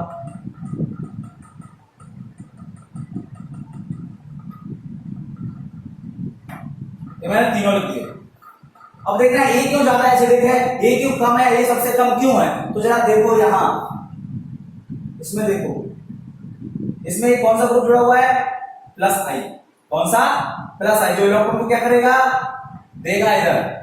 अच्छा एक बात बताओ, पहले तो इसको समझने से पहले तुमको बेसिक चीज पता होनी चाहिए कि एक एसिड की पहचान कैसे की जाती है, एसिड एक अम्ल की पहचान कैसे की जाती है। तो हम काफी लोगों को पता है कि जो एसिड होता है वो हाइड्रोजन आयन देता है। क्या देता है, हाइड्रोजन आयन देता है, तभी उसको हम क्या बोलते हैं, एसिड बोलते हैं। नॉर्मल लैंग्वेज की बात कर रहा हूं, तो एसिड। तो भाई साहब इनमें से देखना है, अच्छा जो हाइड्रोजन आयन देगा वो एसिड होगा, हाँ, और जो एसिड होगा वो हाइड्रोजन आयन देगा, जी हाँ, है ना। तो बात आ रही है हाइड्रोजन आयन देगा। अब एक बात, जो एसिड होगा वो हाइड्रोजन आयन देगा, यानी जो हाइड्रोजन आयन देगा वो एसिड होगा। अब बात ये है कि कौन जो जितनी जल्दी एसिड देगा, जो जितनी जल्दी एसिड देगा वो उतना ही अच्छा एसिड होगा, वो उतना ही स्ट्रॉन्ग एसिड होगा, वो उतना ही प्रबल एसिड होगा, अम्ल होगा, उतना ही प्रबल, उतना ही स्ट्रॉन्ग। तो जो जल्दी हाइड्रोजन आयन देगा वो उतना ही स्ट्रॉन्ग एसिड होगा, उतना ही प्रबल अम्ल होगा, समझ रहे हो। अब बात आ रही है इनमें से कौन स्ट्रॉन्ग एसिड है, तो भाई साहब ये प्रबल अम्ल है, ये स्ट्रॉन्ग एसिड है, और ये वीक एसिड है, कमजोर दुर्बल अम्ल है। अब बात आ रही है ये क्यों प्रबल है, ये क्यों दुर्बल है। अच्छा ये प्रबल है और ये दुर्बल है, ये स्ट्रॉन्ग है, ये वीक है ना। तो बात ये है कि इसका मतलब इसने जल्दी हाइड्रोजन आयन दिया होगा तभी तो स्ट्रॉन्ग है, हाँ, इसने देर में दिया होगा, हाँ। तो बात आ रही है ये क्यों जल्दी हाइड्रोजन आयन दे रहा है, ये क्यों जल्दी नहीं दे पा रहा है, ठीक है। तो जरा देखते हैं, इसका देखते हैं हाइड्रोजन आयन, हाइड्रोजन आयन कहां से निकलेगा, यहां देखते हैं, ये होता है ये वाला, ठीक है, ये वाला हाइड्रोजन आयन निकलेगा, ये वाला, यानी हाइड्रोजन आयन निकलेगा, ऐसा बनता है, ऐसे बन जाएगा, मतलब ऐसे बनता है, मतलब ये वाला बॉन्ड टूटेगा, यानी इनके बीच की जो बॉन्ड है, बॉन्ड में जो इलेक्ट्रॉन है वो क्लोरीन ही रख लेगा और हाइड्रोजन को बिना इलेक्ट्रॉन के निकाल देगा, तो पॉजिटिव, क्लोरीन इसके इलेक्ट्रॉन रख लेगा और निकाल देगा, मतलब ये वाला बॉन्ड टूटेगा। तो ठीक है, तो इसका मतलब इसने ये वाला बॉन्ड जल्दी टूटा होगा, इसने जल्दी हाइड्रोजन आयन दिया होगा, इसने ऐसा कांड जल्दी किया होगा। तो बात आ रही है इसने ऐसा कांड जल्दी क्यों किया। तो ठीक है, पहले इसको देखते हैं। तो यहां देखते हैं, यहां से इसका हाइड्रोजन आयन टूटे, ये वाला बॉन्ड, इस वाले बॉन्ड के जो इलेक्ट्रॉन है वो ए ले जाएगा और हाइड्रोजन आयन के फॉर्म में ये आ जाएगा और बन जाएगा HCO, ये ऐसे। इसका मतलब क्या हुआ कि ऑक्सीजन ने अपने इलेक्ट्रॉन के साथ साथ उसके इलेक्ट्रॉन खींच लिए, उसने इलेक्ट्रॉन खींच लिए, क्योंकि ये इलेक्ट्रॉन का भूखा है, बहुत ज्यादा इलेक्ट्रोनेगेटिव है, मोर इलेक्ट्रोनेगेटिव एलिमेंट FON, कौन इलेक्ट्रॉन खींचने की क्षमता इसमें ज्यादा होती है इनमें, तो ये इलेक्ट्रॉन का भूखा है तो इलेक्ट्रॉन को खींच लेगा, भूख लग रही है इलेक्ट्रॉन को खींच लेगा, हाइड्रोजन में लात मारेगा, हाइड्रोजन बाहर, ठीक है। जबकि यहाँ भी तो ऑक्सीजन है, यहाँ भी तो ऑक्सीजन है, यहाँ भी तो इलेक्ट्रॉन खींचना चाहिए, हाँ भाई खींचेगा, लेकिन थोड़े खींचेगा। क्यों खींचेगा? थोड़े इलेक्ट्रॉन इसके बीच वाले थोड़े इलेक्ट्रॉन खींचेगा, थोड़े से खींचेगा, थोड़े से खींचेगा। थोड़े से क्यों खींचेगा? क्योंकि यहां से इलेक्ट्रॉन देने वाला लगा है ना, ये इसको इलेक्ट्रॉन देगा और फिर इसको इलेक्ट्रॉन दे देगा। अब ऑक्सीजन को इधर से इलेक्ट्रॉन मिलने लगेगा। अब क्या ऑक्सीजन को इधर से इलेक्ट्रॉन मिलने लगे, क्या सामने वाले इलेक्ट्रॉन खींच पाएगा? खींचेगा नहीं, उससे बोलेगा यार तू रहते तेरे इलेक्ट्रॉन नहीं खींचूंगा, तेरे इलेक्ट्रॉन नहीं खींचूंगा। इसमें ऐसा कोई देने वाला इलेक्ट्रॉन नहीं था इसको, तो इसमें मजबूरन हाइड्रोजन के इलेक्ट्रॉन खींचे, मजबूरन किसके? हाइड्रोजन के इलेक्ट्रॉन खींचे इसमें जबरदस्ती, तो हाइड्रोजन को प्लस बन के निकलना पड़ा यहाँ जल्दी से। तो जबकि यहाँ एक ऐसा है कि ये ऑक्सीजन को इलेक्ट्रॉन देने वाला ग्रुप जुड़ा हुआ है प्लस आई, कौन सा? प्लस आई ग्रुप जुड़ा हुआ, प्लस आई ग्रुप इलेक्ट्रॉन देने वाला प्लस आई ग्रुप जुड़ा हुआ है यहाँ, तो प्लस आई ग्रुप इलेक्ट्रॉन देगा इसको और ये यहाँ से खींच लेगा। तो क्या ऑक्सीजन इस वाले बॉन्ड के इलेक्ट्रॉन को खींचेगा? नहीं, क्योंकि यहाँ से इसकी पूर्ति होने लगी है। अब इसकी इसको कोई जरूरत नहीं है, तब इसकी इसको इस वाले इलेक्ट्रॉन की इसको कोई जरूरत नहीं है। तो कोई जरूरत नहीं होगी तो इलेक्ट्रॉन खींचेंगे नहीं, इलेक्ट्रॉन खींचेंगे नहीं तो बॉन्ड टूटेगा नहीं, बॉन्ड टूटेगा नहीं तो हाइड्रोजन आयन निकलेगा नहीं, तो जल्दी से हाइड्रोजन आयन ये नहीं निकालना, क्योंकि यहाँ से इलेक्ट्रॉन इसकी पूर्ति होने लगी है। जबकि यहाँ भी प्लस आई है, वो भी प्रबल वाला, यहाँ एक कार्बन था, यहाँ 2 कार्बन है, तो ये और ज्यादा इलेक्ट्रॉन देंगे, ये और ज्यादा इलेक्ट्रॉन देंगे तो इसकी पूर्ति यहाँ से होने लगी इलेक्ट्रॉन की, तो ये और आलसी हो जाएगा। अब ये ऑक्सीजन इस हाइड्रोजन के इलेक्ट्रॉन को खींचेगा ही नहीं, खींचेगा ही नहीं, तो क्या खींचेगा नहीं तो क्या आसानी से हाइड्रोजन निकल पाएगा? नहीं, देर में निकलेगा। तो इसीलिए इसका हाइड्रोजन जल्दी निकल जाएगा, इसलिए ज्यादा प्रबल अम्ल है, और इसका हाइड्रोजन थोड़ी देर में निकलेगा। ये थोड़ा कम प्रबल अम्ल है, इसका हाइड्रोजन बहुत देर में निकलेगा, ये दुर्बल अम्ल होता है। ये स्ट्रॉन्ग क्यों स्ट्रॉन्ग है? क्योंकि हाइड्रोजन जल्दी दे रहा है। क्यों जल्दी दे रहा है? क्योंकि यहाँ कोई प्लस आई इफेक्ट नहीं है, कोई इलेक्ट्रॉन देने वाला नहीं है। अब यहाँ क्यों देर में दे रहा है? क्योंकि यहाँ प्लस आई वाला इफेक्ट है, प्लस आई इफेक्ट वाला ग्रुप, प्लस आई इफेक्ट वाला ग्रुप है, यानी इलेक्ट्रॉन इधर भेज रहा है और ये ऑक्सीजन इसके इलेक्ट्रॉन को यूज कर रहा है, और ये ऑक्सीजन जो है किसके इलेक्ट्रॉन को यूज करेगा? इसके को। अब इस ऑक्सीजन को ये वाले इलेक्ट्रॉन की कोई जरूरत नहीं होगी, कोई जरूरत नहीं होगी तो बॉन्ड नहीं टूट, इलेक्ट्रॉन खींचेगा नहीं, इलेक्ट्रॉन खींचेगा नहीं तो बॉन्ड टूटेगा नहीं, बॉन्ड टूटेगा नहीं तो हाइड्रोजन आयन निकलेगा नहीं, और सेम टू सेम कहानी इधर है, ठीक है। हाँ, एक ये, अब मैंने एक और ले लिया CH3, सॉरी फॉर्मिक एसिड ही लिया है, तो मैंने एक और ले लिया, चलो एसिटिक एसिड कर लेता हूं, ठीक है, CH3COOH, ये एसिटिक एसिड ले लिया। अब मैंने ले लिया Cl। अब यहाँ जरा देखिए, अभी प्लस आई के कारण एसिडिक स्ट्रेंथ घट रही है ना, अम्लीय प्रबलता घट रही है प्लस आई के कारण, तो यहाँ एक और बन गया।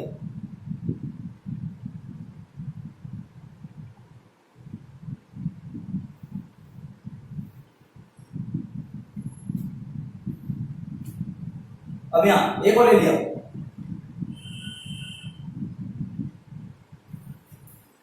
जरा देखो यहाँ प्लस आई इफेक्ट है, इन दोनों में से कौन ज्यादा एसिडिक है? तो जरा देखते हैं भाई साहब, ये ज्यादा एसिडिक है, क्योंकि यहाँ माइनस आई जुड़ा हुआ है। क्या जुड़ा हुआ है? माइनस आई। समझ में आया ना? हाँ, माइनस आई क्या काम करेगा? तो बोर्ड वाली कहानी में दोबारा से लिखने वाला हूं, CH2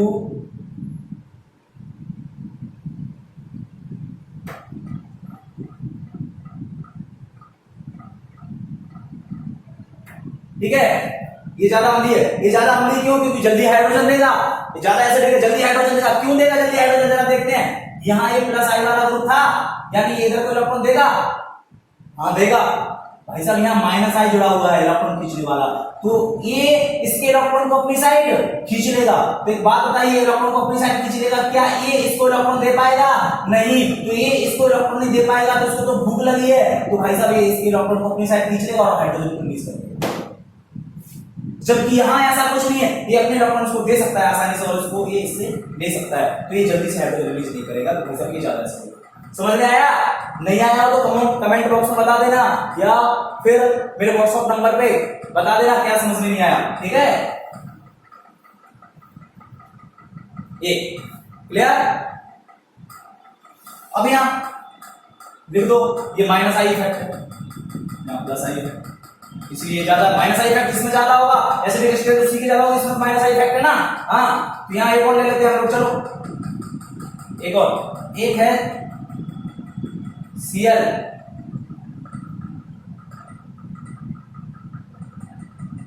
CH2 COOH, एक है F फ्लोरीन CH2 COOH। ठीक है भाई, अब इनमें से कौन ज्यादा एसिडिक होगा? अरे जाहिर सी बात है, जाहिर सी बात है, जो ज्यादा इलेक्ट्रॉन खींचेगा, जो ज्यादा इलेक्ट्रॉन खींचेगा, यहां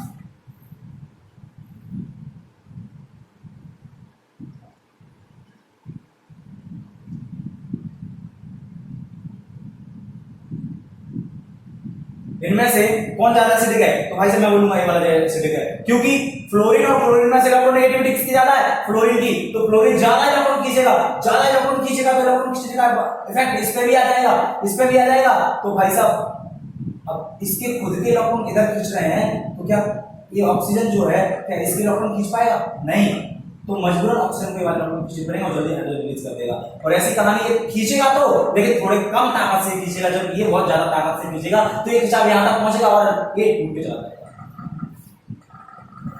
जल्दी से इसका स्क्रीनशॉट लो, जल्दी से। हाँ, तो अपना नेक्स्ट पॉइंट क्या था? नेक्स्ट पॉइंट है बेसिक स्ट्रेंथ ऑफ एमीन, यानी एमीन की क्षारीय प्रबलता, यानी कौन से एमीन ज्यादा क्षारीय है। एमीन का मतलब होता है ये है एमीन।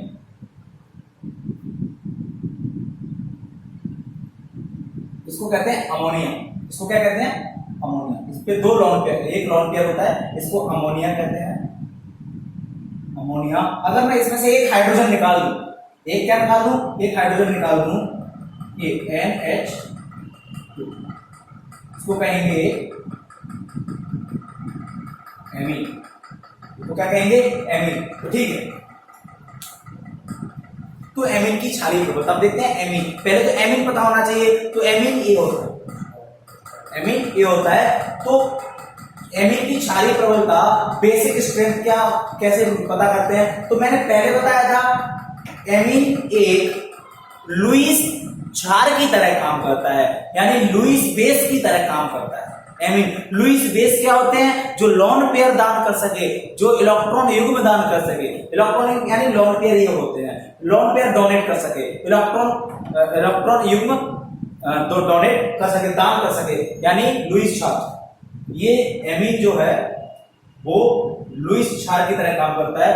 पहले एमीन लुईस क्षार की तरह काम करता है, क्यों? क्योंकि इसके पास एक लोन पेयर होता है और ये अपने लोन पेयर को डोनेट कर सकता है, दान कर सकता है। और ऐसे कंपाउंड जो लोन पेयर डोनेट कर सकते हैं, लोन पेयर दान कर सकते हैं, वो लुईस बेस की तरह काम करते हैं, लुईस क्षार की तरह काम करते हैं। ठीक है, ये मैंने पढ़ा दिया तुम लोगों को, पहले ही पढ़ा दिया है बॉन्डिंग में। ठीक है, अब दूसरा पॉइंट है कि ये ब्रोंस्टेड बेस की तरह भी काम करता है, ब्रोंस्टेड क्षार की तरह भी काम करता है। कैसे पता? क्योंकि मैंने पढ़ा था ब्रोंस्टेड वो सिद्धांत वगैरह मैंने पढ़ाई थी, थ्योरी पढ़ाई थी मैंने बहुत सारी। तो उसी टाइम मैंने बताया था कि ऐसे कंपाउंड ऐसे यौगिक जो प्रोटॉन को ग्रहण कर सके, प्रोटॉन को एक्सेप्ट कर सके, हाइड्रोजन पॉजिटिव को ग्रहण कर सके, एक्सेप्ट कर सके, उनको कहते हैं ब्रोंस्टेड बेस, ब्रोंस्टेड क्षार। तो ये लोन पेयर को क्यों कर, जरा देखते हैं। ये अमोनिया है, अगर मैं इसमें एक और जोड़ दूं NH4, ये हो गया अमोनियम। अमोनियम क्या हो गया? अमोनियम। इसने हाइड्रोजन ग्रहण कर लिया ना इसी ने, तो ब्रोंस्टेड क्षार की तरह भी काम करता है, ब्रोंस्टेड बेस की तरह भी काम करता है और लुईस क्षार की तरह भी काम करता है। तो एमीन एक लुईस बेस की तरह काम करता है, क्योंकि इसके पास क्या है? लोन पेयर है, लोन पेयर डोनेट कर सकता है। तो अगर किसी की क्या बोलते हैं क्षारीय स्ट्रेंथ, क्षारीय प्रबलता, बेसिक स्ट्रेंथ देखना चाह रहे हो, तो उसमें क्या क्या होना चाहिए? लोन पेयर दान करने की क्षमता, यानी लोन पेयर डोनेट करने की कैपेसिटी, और प्रोटॉन एक्सेप्ट करने की क्षमता, यानी हाइड्रोजन पॉजिटिव ग्रहण करने की क्षमता पाई जाती है। और अमोनिया की बात करें तो बेसिक स्ट्रेंथ कैसे देखते हैं? जिसमें प्लस आई ज्यादा होगा वो ज्यादा बेसिक होगा, ऐसे ऐसे एमीन्स जिसमें प्लस आई इफेक्ट ज्यादा होंगे वो ज्यादा क्षारीय होंगे, और जिनमें माइनस आई होगा वो कम क्षारीय होंगे, क्योंकि माइनस आई एसिडिक स्ट्रेंथ को इंक्रीज करता है, बोले तो अम्लीय प्रबलता को बढ़ा देता है। एसिडिक स्ट्रेंथ को क्या करता है, इंक्रीज करता है, अम्लीय प्रबलता को बढ़ा देता है, जबकि प्लस आई एसिडिक स्ट्रेंथ को डिक्रीज करता है, अम्लीय प्रबलता को घटाता है और क्षारीय प्रबलता को बढ़ाता है। तो क्षारीय प्रबलता समानुपाती प्लस आई प्रभाव, व्युत्क्रमानुपाती माइनस आई प्रभाव, यानी basic strength directly proportional to plus I effect and inversely proportional to minus I effect. ठीक है, अब देखते हैं, अब एमीन की बात करें हम लोग। एमीन की बेसिक हम दो तरीके से देख सकते हैं एमीन को।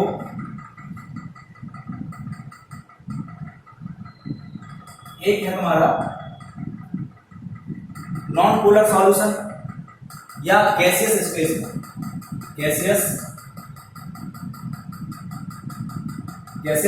स्टेज, गैसीय अवस्था में, गैसीय स्टेज में। ठीक है, गैसियस स्टेज में जरा देखते हैं। गैसियस स्टेज में तो तुम्हारे पास लिखा हुआ है, मैंने बना दिया। अच्छा, 1 डिग्री 2 डिग्री एमीन जानते हो? जो माइंड में आ रहा वो नहीं है, दूसरा है, मैंने बताया भी था 1 डिग्री 2 डिग्री एमीन। तो जरा देखते हैं CH3 NH2, एक है CH3 CH3 NH2। तो 1 डिग्री एमीन का, इसमें से 1 डिग्री एमीन कौन है? तो माइंड में आसानी से आ गया होगा कि सर ये वाला 1 डिग्री एमीन है और ये वाला 2 डिग्री एमीन है। गलत है, दोनों ही 1 डिग्री एमीन। क्यों? क्योंकि मैंने पहले बताया था 1 डिग्री 2 डिग्री एमीन का मीन क्या होता है।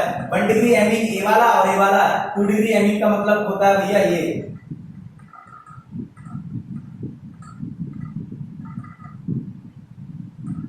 दो कार्बन से जुड़ा हुआ है, इसको कहते हैं 2 डिग्री एमीन। इसको क्या कहते हैं? इसको कहते हैं 2 डिग्री। ठीक है, और इसको कहते हैं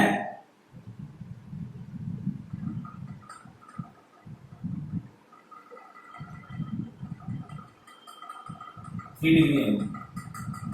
इसको क्या कहेंगे? 3 डिग्री एमीन, इसको 2 डिग्री, इसको 1 डिग्री, इसको 1 डिग्री। ठीक है, 1 डिग्री 2 डिग्री 3 डिग्री, समझ में आया? ये 1 डिग्री एमीन है, 2 डिग्री एमीन है, 3 डिग्री एमीन। मैंने इसको सही तरीके से लिख दे रहा हूं।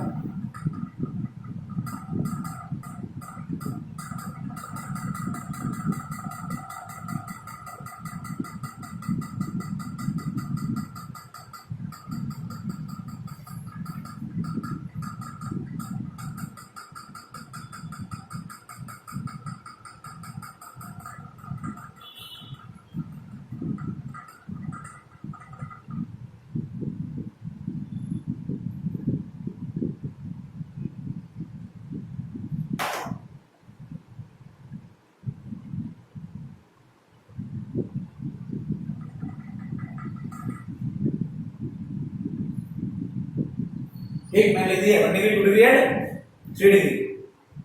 अब गैसियस स्टेज में तो मैं यहाँ 1 डिग्री 2 डिग्री 3 डिग्री अभी लिख रहा हूं, तो यहाँ CH3 लिख दिया मैंने, CH3 NH2, यहाँ लिख दिया CH3 NH, CH3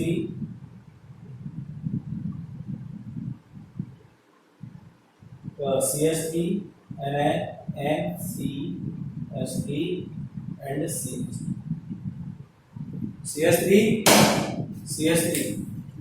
CH3 वो दिखता है उधर? हाँ, चलो 4 में गए CH3 ठीक है, हो गया? कितना हुआ? ओके, अब देखना है गैसेस स्टेज में इनमें से कौन ज्यादा एसिडिक है, कौन ज्यादा एसिडिक है। तो इन पे नजर मारने से पहले यहां नजर मार लो। पहले basic strength directly proportional to plus I effect, जहां प्लस आई इफेक्ट ज्यादा होगा क्षारीयता वहां ज्यादा होगी, बेसिक स्ट्रेंथ वहां ज्यादा होगी। चलो देखते हैं प्लस आई इफेक्ट कहां ज्यादा है। यहाँ 1 प्लस आई इफेक्ट है, जबकि यहाँ 2 प्लस आई इफेक्ट है, जबकि यहाँ 3 प्लस आई इफेक्ट है। तो सबसे ज्यादा क्षारीय कौन सा होगा? 3 डिग्री। कौन सा? 1 डिग्री है, 2 डिग्री है, 3 डिग्री है। तो भाई साहब इसमें सबसे ज्यादा जो होगा यहां आएगा, तो बेसिक स्ट्रेंथ आएगी 1 डिग्री 2 डिग्री एंड 3 डिग्री। ये वाली कौन सी अवस्था में, कौन सी स्टेज में आया ये? गैसियस स्टेज में, 1 डिग्री 2 डिग्री 3 डिग्री, ठीक है, गैसियस स्टेज में। अब यहाँ बेसिक स्ट्रेंथ को कैसे पता करेंगे? प्लस आई इफेक्ट का मतलब क्या है यहाँ? तो plus I effect, basic strength देखा जाता है कि बेसिक स्ट्रेंथ जो लोन पेयर दान कर, जो जल्दी लोन पेयर दान कर सके वो ज्यादा बेसिक होता है, जो वो ज्यादा बेसिक होता है। हमको पता कैसे चला ये बेसिक है? हम कैसे देख पाएंगे बेसिक है? तो भाई साहब देख लेना, कौन लोन पेयर जल्दी दान करेगा, कौन लोन पेयर जल्दी डोनेट करेगा, वही बेसिक है। वही क्या है? बेसिक है। जरा देखते हैं इनमें से कौन लोन पेयर दान करेगा। सबके पास लोन पेयर है, ये सबके पास क्या है? Lone pair. तो लोन पेयर दान कौन जल्दी करेगा? ये वाला दान करेगा ना जल्दी, क्योंकि इसके पास 3 इलेक्ट्रॉन देने वाले बंदे हैं।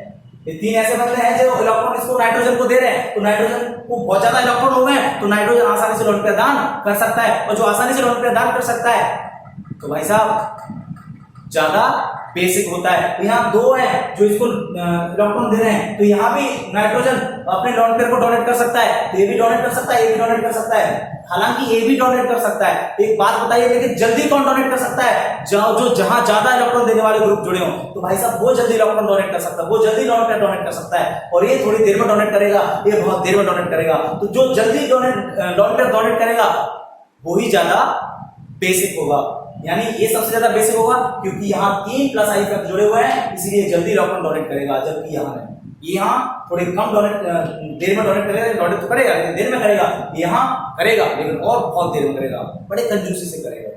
तो सबसे ज्यादा बेसिक कौन होता है? 3 डिग्री है, सबसे ज्यादा बेसिक होते हैं, क्योंकि वो जल्दी लोन पेयर डोनेट कर सकते हैं। अब देखते हैं एक्वाटिक स्टेज में। चलिए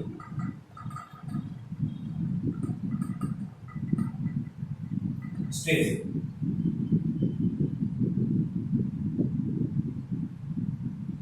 जलीय विलयन, जलीय विलयन। तो सेम टू सेम कहानी देखते हैं हम लोग। जलीय विलयन में थोड़ा एक लोचा है, एक्वाटिक सॉल्यूशन में थोड़ा एक लोचा है। यहाँ वही ले जाएंगे 1 डिग्री 2 डिग्री, तो यहाँ कौन से एमिन ज्यादा है? यहाँ ये वाला ऑर्डर सही है, ये वाला ऑर्डर सही है गैसियस स्टेज में, जबकि जलीय स्टेज में ये वाला आएगा।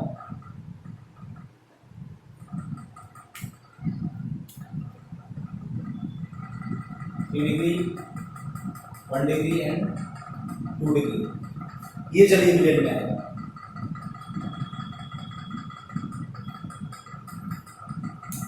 जलीय विलयन, चलो मैं और तरीके से समझा रहा हूं।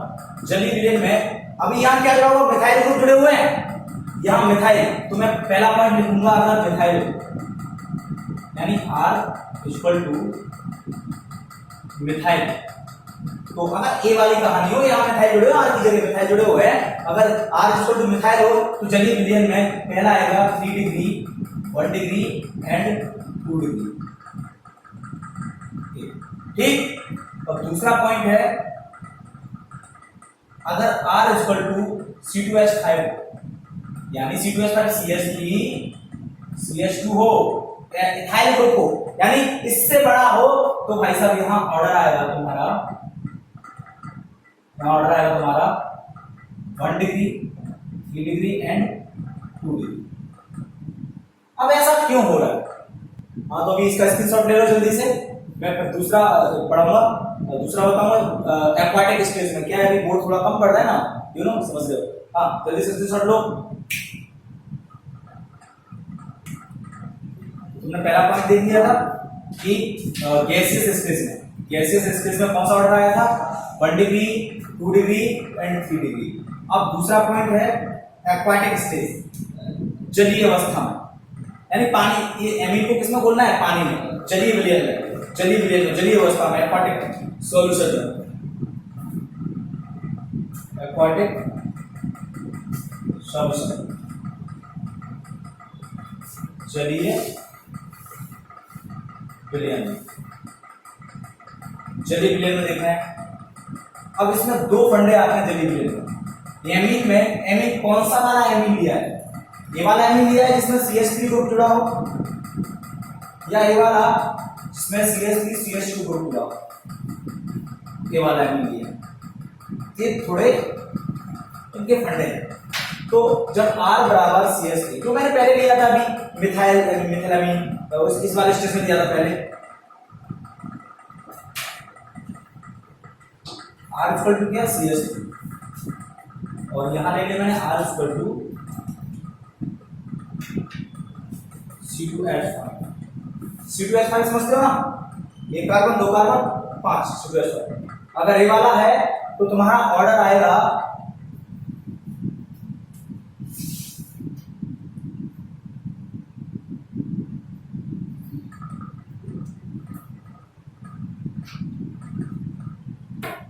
आएगा 3 degree, 1 degree and 2 degree, 3 degree, 1 degree and 2 degree. जबकि यहां ऑर्डर आएगा तुम्हारा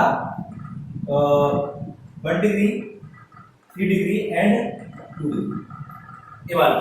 तो बेसिक स्ट्रेंथ की बात करें हम Mn की, तो गैसियस स्टेज में तो नॉर्मल आएगा, गैसियस स्टेज में तो क्या आएगा, नॉर्मल आएगा। लेकिन एक्वाटिक सॉल्यूशन में थोड़ा लोचा हो जाता है, किसकी वजह से, उसमें हाइड्रोजन बॉन्ड की वजह से। जैसे जरा देखते हैं, ये 1 डिग्री है CH3 NH, CH2 NH, CH2 के 2 डिग्री आ गया। यहां CH3 CH3 CH3, ये चलिए क्लियर है। एक्वाटिक सॉल्यूशन में थोड़ा ऑर्डर आ जाना चाहिए, पर क्योंकि यहाँ एक्वाटिक सॉल्यूशन में यही वाला ऑर्डर आना चाहिए, लेकिन यहाँ ऑर्डर कुछ अलग आ रहा है। अरे अलग कैसे आ रहा है, यहाँ भी, यहाँ प्लस आई 3 है, जब यहाँ 2 है, यहाँ 1 है, और पता चल रहा है कि ये इससे कम क्षारीय है, ये तो ज्यादा क्षारीय होना चाहिए, ये तो कम क्षारीय होना चाहिए, लेकिन इसको कम क्षारीय रखा गया है यहाँ पे, सबसे कम, समझ रहे, सबसे कम क्षारीय रखा गया है। क्यों? क्योंकि जलीय विलेखन त्रिपिन बाधा ऊपर, इलेक्ट्रॉन, ये जो लोन पेयर है ना, आसानी से दान नहीं कर सकता, क्योंकि इसके ये एक्चुअली ऐसे होता है, ये ऐसे होता है, ये लोन पेयर बीच में फंस जाते हैं, तो लोन पेयर बीच में फंस जाते हैं तो ये आसानी से डोनेट नहीं कर पाता, इसीलिए ऐसा कहानी, आसानी से लोन पेयर डोनेट नहीं कर पाएगा तो क्या ज्यादा क्षारीय होगा, नहीं, सबसे कम क्षारीय होगा।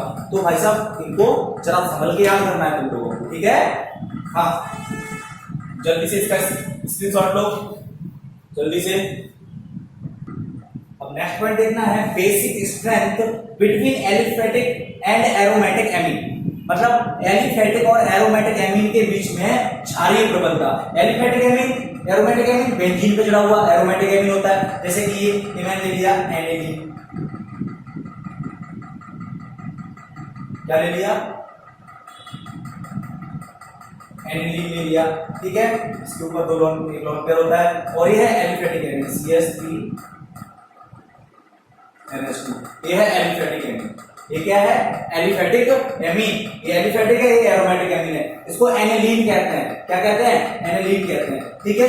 इन दोनों के बीच में, एलिफेटिक एमीन और एनिलीन एरोमेटिक एमीन के बीच में बेसिक स्ट्रेंथ देखना है, क्षारीय प्रबलता देखना है। तो भाई साहब मैं तुमको बता दूं, इनमें से ज्यादा बेसिक ये होता है, ये अब समझ में नहीं आ रहा होगा कि सर ये क्यों होता है, क्योंकि हम क्या बेसिक एमीन को, एमीन की बेसिक स्ट्रेंथ देखने के लिए सबसे पहले किस पॉइंट को फोकस करते हैं, हम सबसे पहले पॉइंट को फोकस करते हैं कि एमीन, कौन सा एमीन कितनी जल्दी लोन पेयर डोनेट कर सकता है, इलेक्ट्रोनेगेटिव डोनेट, इलेक्ट्रोनेगेटिव दान कर सकता है, लोन पेयर डोनेट कर सकता है, ये देखा जाता है सबसे पहले।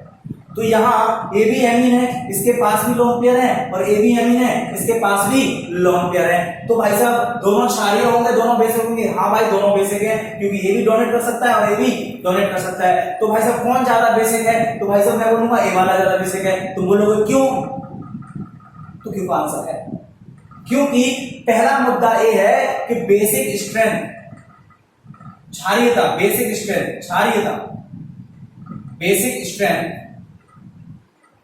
समानुपाती, डायरेक्टली प्रोपोर्शनल टू प्लस आई, ठीक है, और व्युत्क्रमानुपाती, inversely proportional to minus I.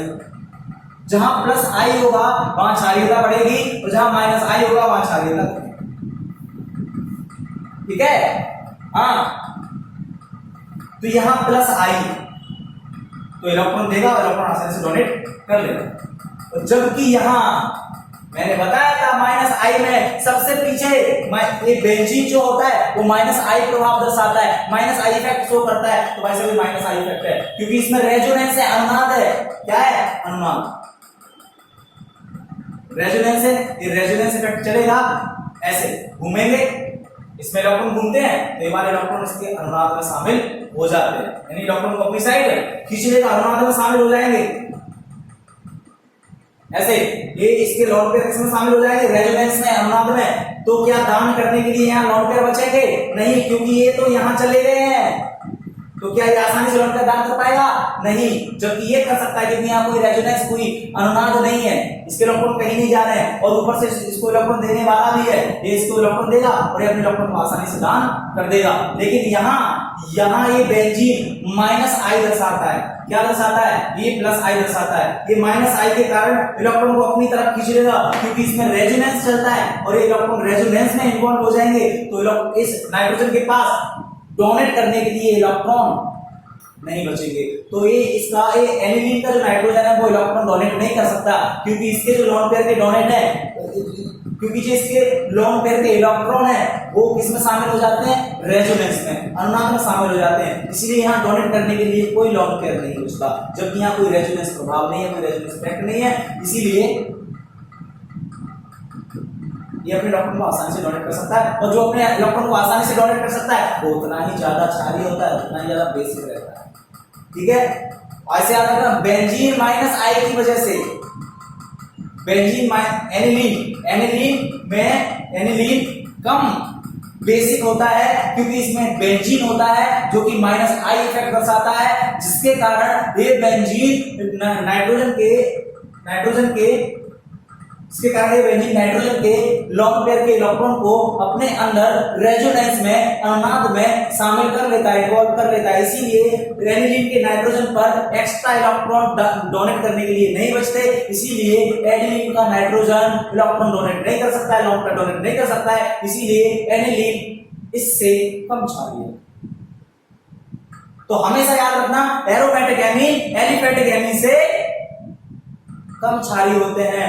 Aromatic amine aliphatic amine से कम क्षारीय होते हैं। उसको प्यार से मैं लिख देता हूं अच्छे तरीके से, मैंने समझा भी दिया है।